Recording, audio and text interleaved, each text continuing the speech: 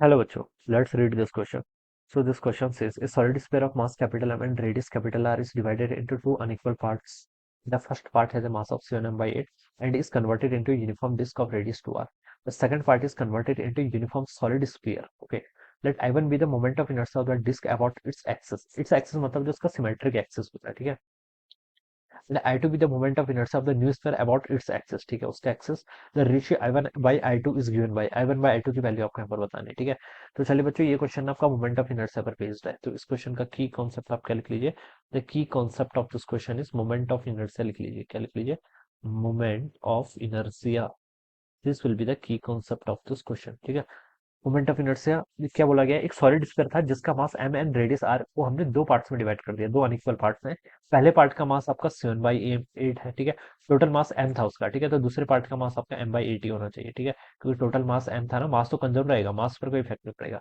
The first part has a mass 7/m and it's converted into a uniform disc of radius 2r। Okay, इसको disc में convert कर दिया जिसका मास तो इतना हो जाएगा और रेडियस आपकी 2r होगी, ठीक है। तो एक तो आपने बच्चों क्या बना लिया कि डिस्क बना ली यहाँ पर से, और दूसरा आपका m/8 मास बचा है। And the second part is converted into uniform solid sphere. Okay, इसकी रेडियस गिवन नहीं कर रखी, इसकी रेडियस मान लीजिए मैंने स्मॉल आर मान लिया, ठीक है। तो ये आपका क्या बन गया, this is our solid sphere, ये आपका एक सॉलिड स्फीयर बन गया। Okay, this one is my solid sphere. अब क्या बोला गया, let I1 be the moment of inertia of the disc, और I2 किसका है, न्यू स्फीयर का है, सॉलिड स्फीयर जो बना है, और I1 I2 का रेशियो बताना है। ऑलराइट, तो बच्चों पहले देखिए डिस्क का मोमेंट ऑफ इनर्शिया क्या होता है। पहले तो आपने डिस्क बना ली, और डिस्क भी कैसे बनाई है, सॉलिड डिस्क। सॉलिड डिस्क का मोमेंट, डिस्क सॉलिड ही हो गया ऑब्वियसली, ठीक है।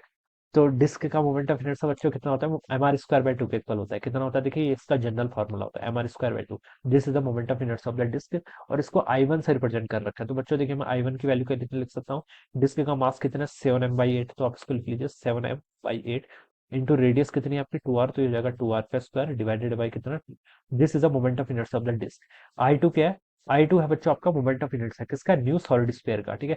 सॉलिड स्फीयर का मोमेंट ऑफ इनर्शिया कितना होता है बच्चों, 2/5 mr² होता है। क्या होता है आपका, 2/5 mr² के इक्वल होता है, ठीक है। तो बच्चों देखिए 2/5, इसको अब मैं सब्ट्रैक्ट यहाँ से हटा देता हूँ, 2/5 mr² होता है, ठीक है। ये फॉर्मूला आपको पता होना चाहिए। 2/5 मास देखिए कितना है इसका, m/8 के इक्वल है। इसकी रेडियस हमें नहीं पता है ना, रेडियस तो आप क्या कर लीजिए, r² लिख लीजिए अभी के लिए, ठीक है। ये आपके I2 की वैल्यू देगी।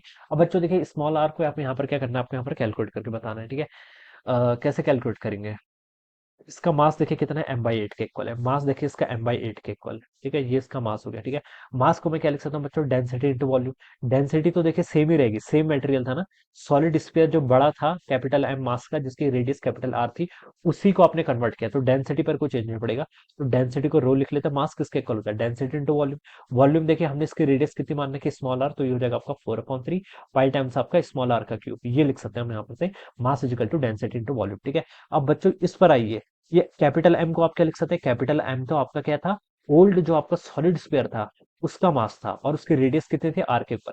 तो अब इस कैपिटल एम को भी, मास को भी मैं डेंसिटी इंटू वॉल्यूम के टर्म में लिख लेता हूँ। तो 1/8 को मैं बाहर लेके आ गया। मास को क्या लिख सकता हूँ, density of the solid sphere. Density तो सेम ही रहेगी, तो ये भी कितनी होगी, रो के इक्वल, इंटू इसकी टोटल रेडियस कितनी थी, कैपिटल आर के इक्वल, तो उसकी वॉल्यूम कितनी हो जाएगी, पहले वाले की बात चल रही है, ठीक है, जो आपका ओरिजिनल था 4/3 पाई आर के इक्वल।